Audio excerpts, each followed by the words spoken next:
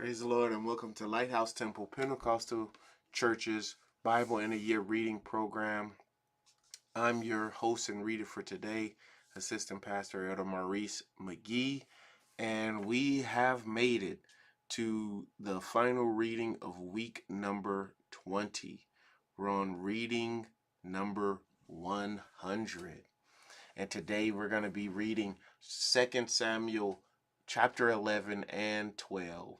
We're going to read 1 Chronicles chapter 20, Psalm 51, Psalm 32, and Acts 27. Let's finish strong for week 20.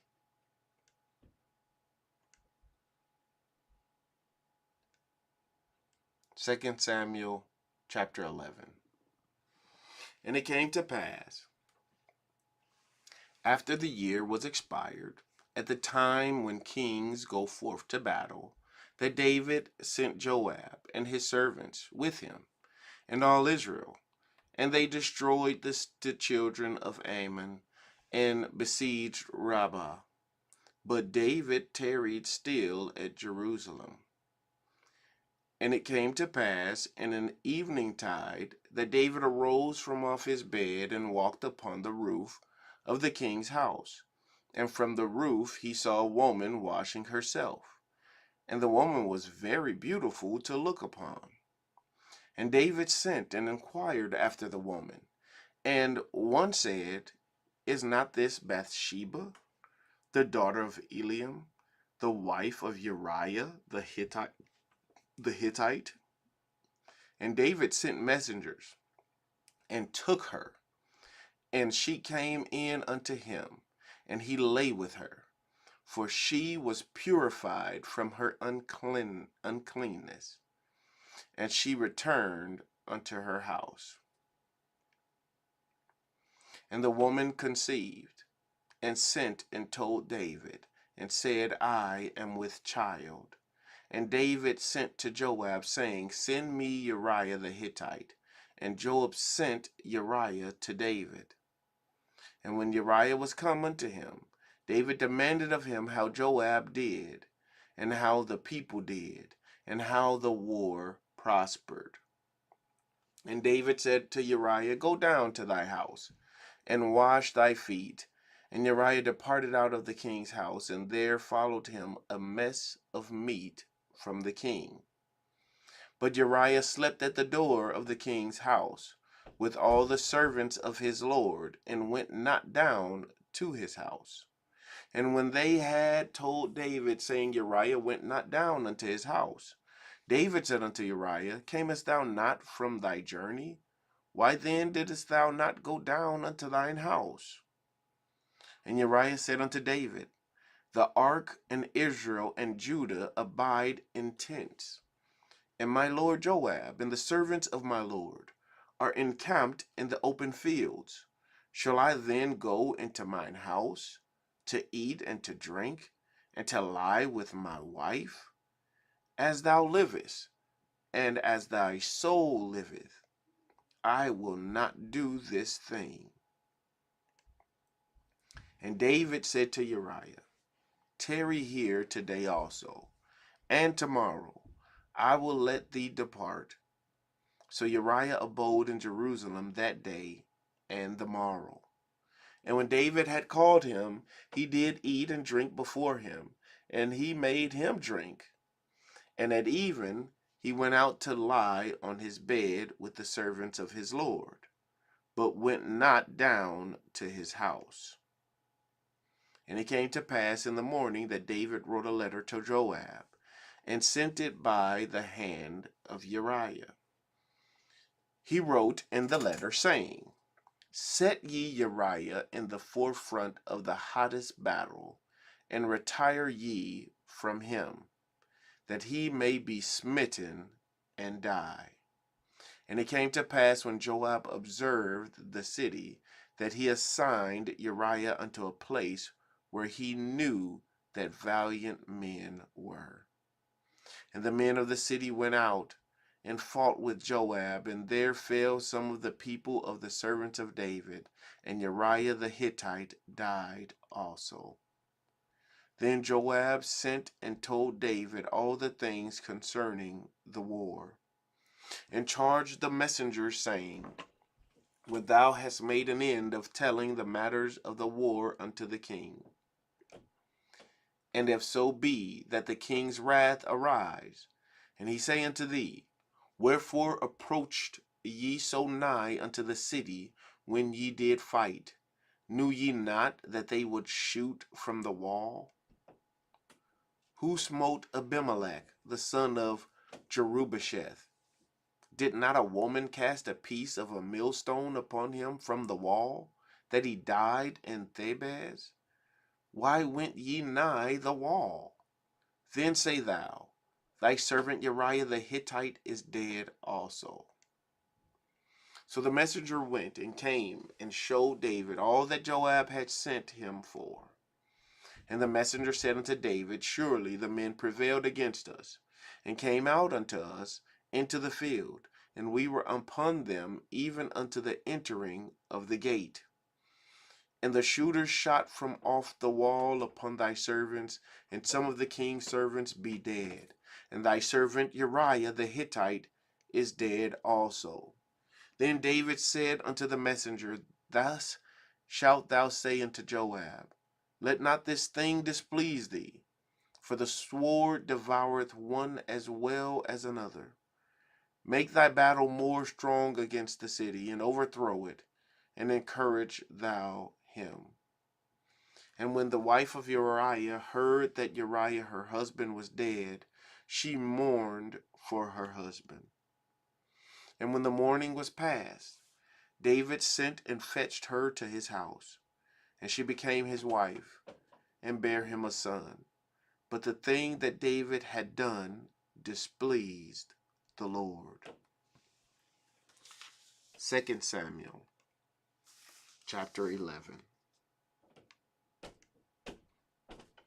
2 Samuel chapter 12.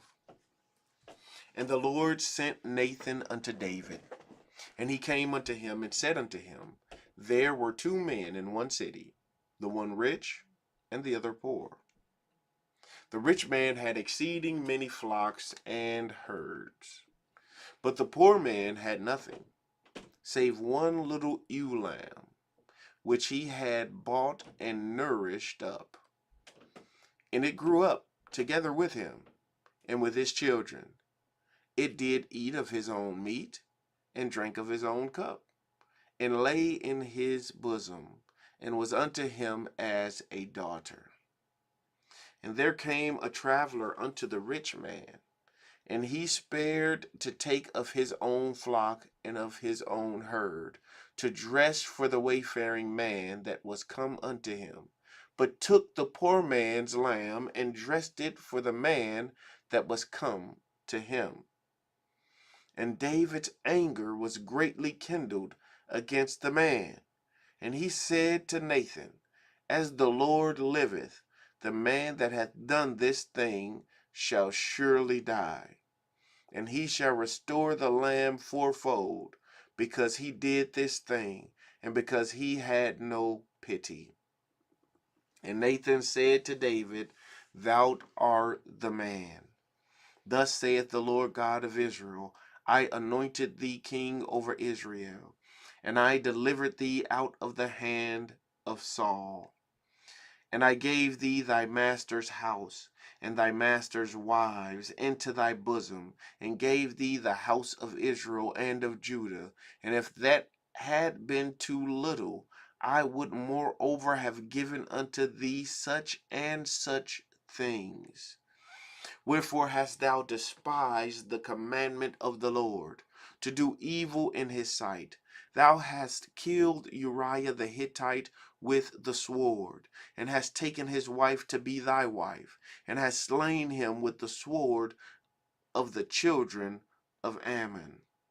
Now therefore the sword shall never depart from thine house, because thou hast despised me, and hast taken the wife of Uriah the Hittite to be thy wife.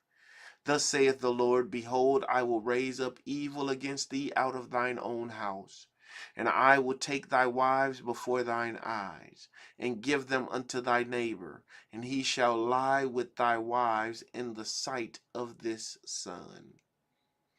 For thou didst it secretly, but I will do this thing before all Israel, and before the sun.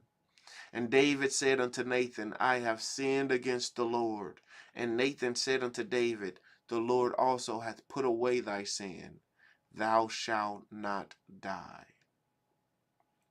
Howbeit, because by this deed thou hast given great occasion to the enemies of the Lord to blaspheme, the child also that is born unto thee shall surely die.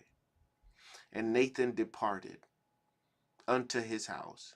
And the Lord struck the child that Uriah's wife bare unto David, and it was very sick.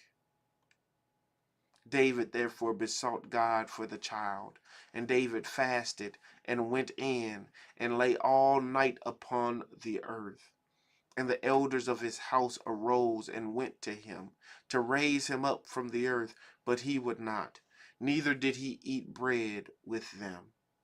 And it came to pass on the seventh day that the child died. And the servants of David feared to tell him that the child was dead. For they said, Behold, while the child was yet alive, we spake unto him, and he would not hearken unto our voice. How will he then vex himself if we tell him that the child is dead?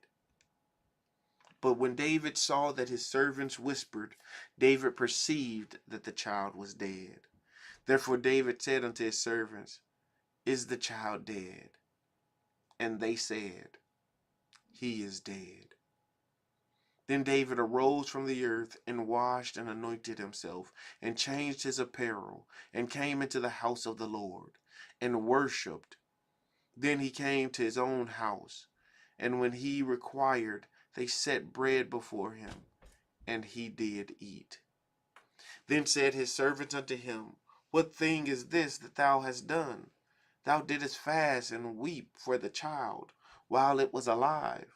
But when the child was dead, thou didst rise and eat bread. And he said, While the child was yet alive, I fasted and wept, for I said, Who can tell whether God will be gracious to me, that the child may live? But now he is dead. Wherefore should I fast? Can I bring him back again? I shall go to him, but he shall not return to me. And David comforted Bathsheba his wife, and went in unto her, and lay with her. And she bare a son, and he called his name Solomon. And the Lord loved him. And he sat by the hand of Nathan the prophet, and he called his name Jedediah, because of the Lord. And Joab fought against Rabbah of the children of Ammon, and took the royal city. And Joab sent messengers to David, and said, I have fought against Rabbah, and have taken the city of waters. Now therefore gather the rest of the people together, and encamp against the city, and take it, lest I take the city, and it be called after my name. And David gathered all the people together, and went to Rabbah, and fought against it, and took it.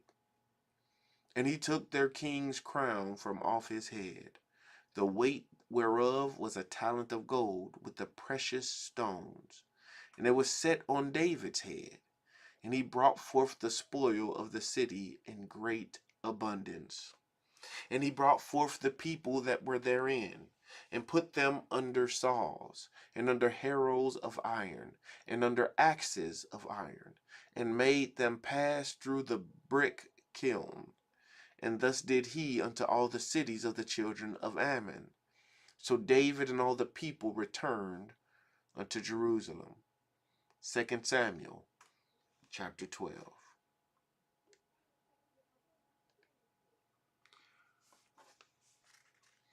1 Chronicles chapter 20.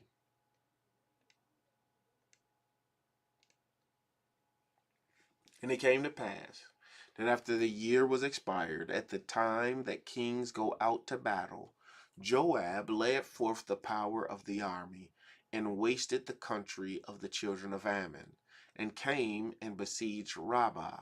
But David tarried at Jerusalem, and Joab smote Rabbah and destroyed it. And David took the crown of their king from off his head, and found it to weigh a talent of gold, and there were precious stones in it, and it was set upon David's head. And he brought also exceeding much spoil out of the city. And he brought out the people that were in it, and cut them with saws, and with harrows of iron, and with axes. Even so dealt David with all the cities of the children of Ammon. And David and all the people returned to Jerusalem. And it came to pass after this, that there arose war at Gezer with the Philistines, at which time Sibbechai the Hushathite, slew Sippei, that was of the children of the giant, and they were subdued.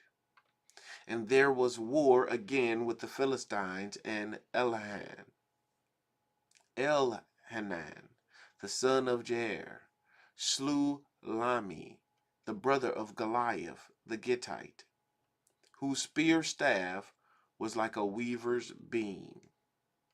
And yet again there was war at Gath, where was a man of great stature, whose fingers and toes were 24, 6 on each hand, and 6 on each foot, and he also was the son of the giant. But when he defied Israel, Jonathan the son of Shimea, David's brother, slew him. These were born unto the giant in Gath, and they fell by the hand of David, and by the hand of his servants. 1 Chronicles chapter 20.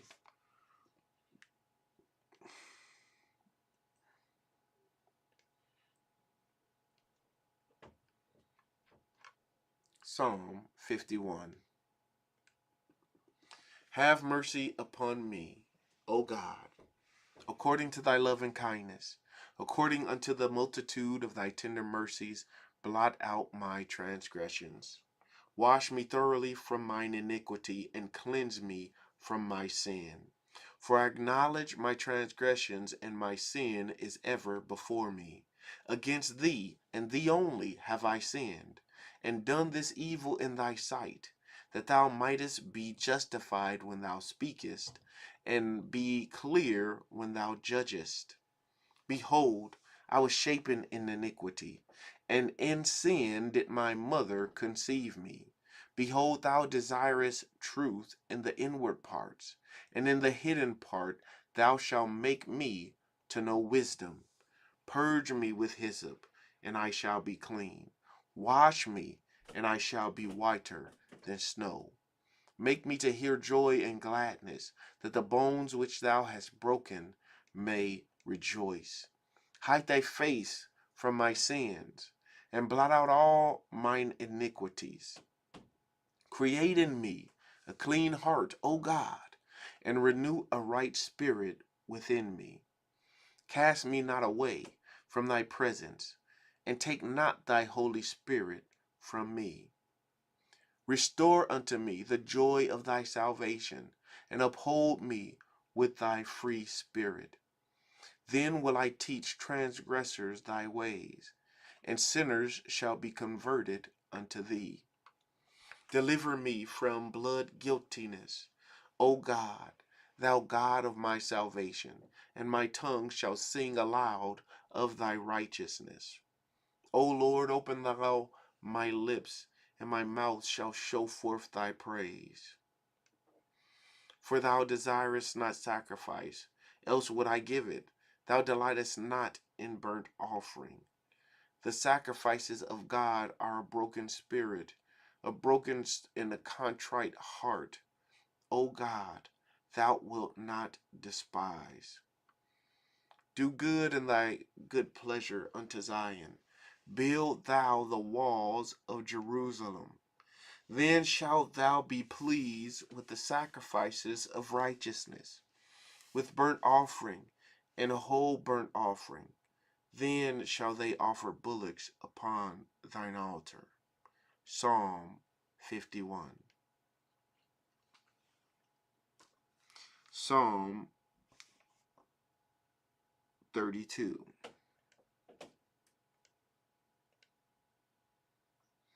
Blessed is he whose transgression is forgiven, whose sin is covered. Blessed is the man unto whom the Lord imputeth not iniquity, and in whose spirit there is no guile. Blessed is the man, but when I kept silence, my bones waxed old through my roaring all the day long. For day and night thy hand was heavy upon me. My moisture is turned into the drought of summer. Selah.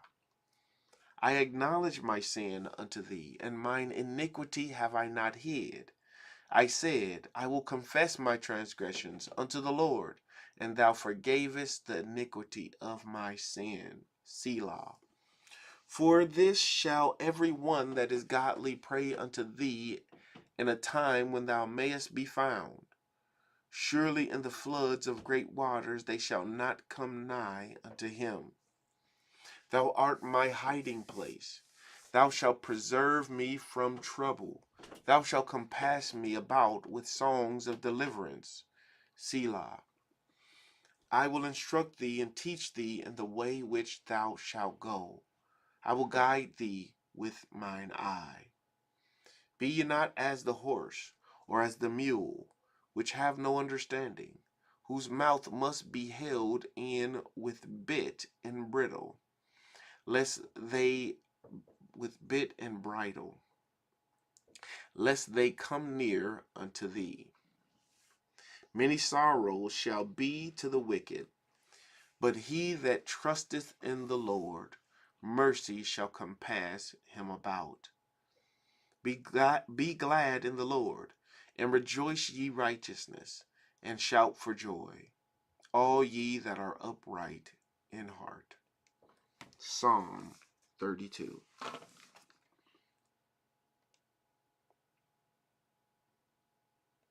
Acts 27.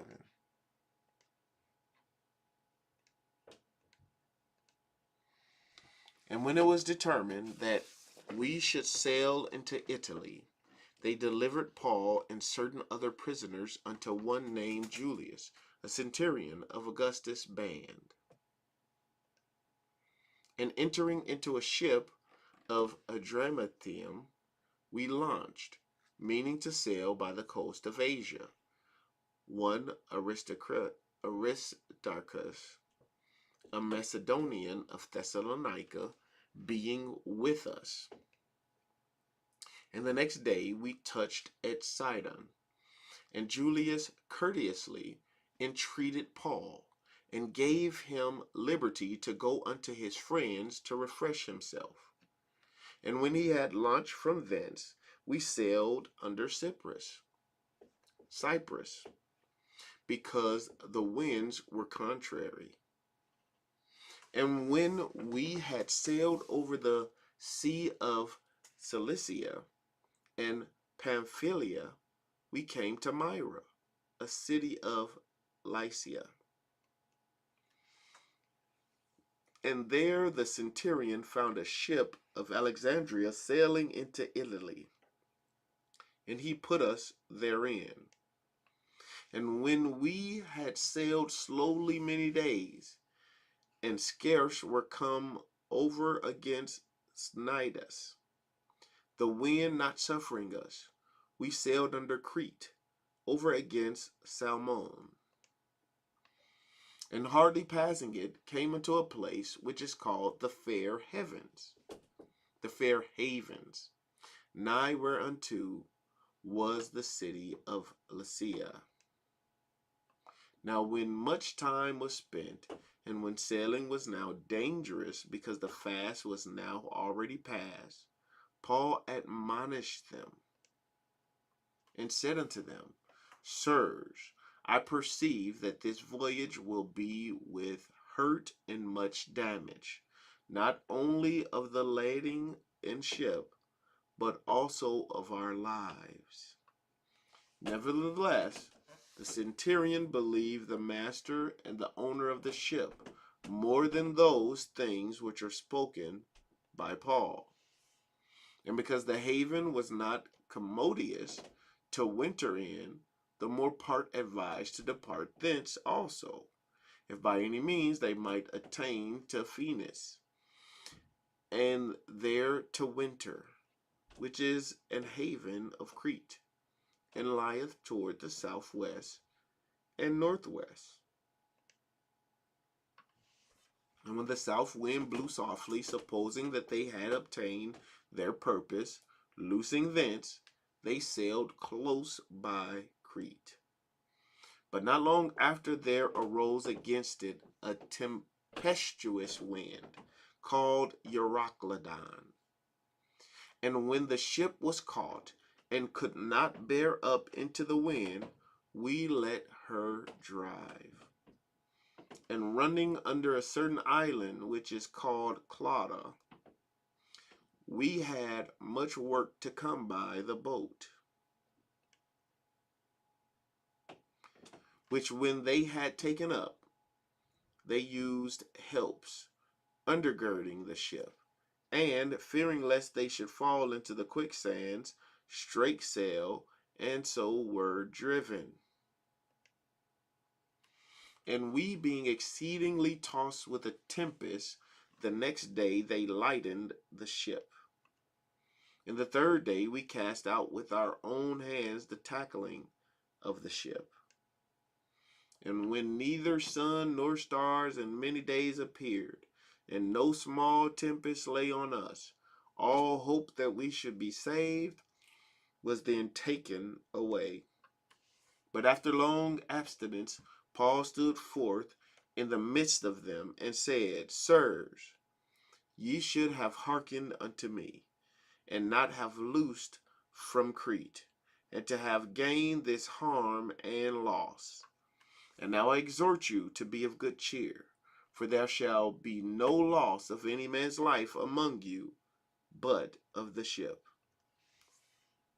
For there stood by me this night the angel of God, whose I am, and whom I serve, saying, Fear not, Paul, thou must be brought before Caesar, and lo, God hath given thee all them that sail with thee. Wherefore, sirs, be of good cheer, for I believe God, that it shall be even as it was told me. Howbeit we must be cast upon a certain island. But when the 14th night was come, as we were driven up and down in Adria, about midnight the shipmen deemed that they drew near to some country, and sounded and found it 20 fathoms. And when they had gone a little further, they sounded again, and found it 15 fathoms. Then, fearing lest we should have fallen upon rocks, they cast 4 anchors out of the stern, and wished for the day. And as the shipmen were about to flee out of the ship, when they had let down the boat into the sea, under color, as though they would have cast anchors out of the foreship, Paul explained to the centurion and to the soldiers, Except these abide in the ship, ye cannot be saved. Then the soldiers cut off the ropes of the boat, and let her fall off. And while the day was coming on, Paul besought them all to take meat, saying, This day is the 14th day that ye have tarried and continued fasting, having taken nothing. Wherefore I pray you to take some meat, for this is for your health. For there shall not an hair fall from the head of any of you. And when he had thus spoken, he took bread and gave thanks to God in presence of them all. And when he had broken it, he began to eat. Then were they all of good cheer, and they also took some meat. And we were in all in the ship 260 souls. And when they had eaten enough, they lightened the ship and cast out the wheat into the sea. And when it was day, they knew not the land, but they discovered a certain creek with a shore, into the which they were minded, if it were possible, to thrust in the ship. And when they had taken up the anchors, they committed themselves unto the sea, and loosed the rubber bands, and hoisted up the mainsail to the wind, and made toward shore. And falling into a place where two seas met, they ran the ship aground, and the forepart stuck fast, and remained unmovable, but the hinder part was broken with the violence of the waves. And the soldiers' counsel was to kill the prisoners, lest any of them should swim out and escape. But the centurion, willing to save Paul, kept them from their purpose, and commanded that they which could swim should cast themselves first into the sea, and get to land. And the rest, some on boards, and some on broken pieces of the ship. And so it came to pass that they escaped all safe to the land. Acts chapter 27.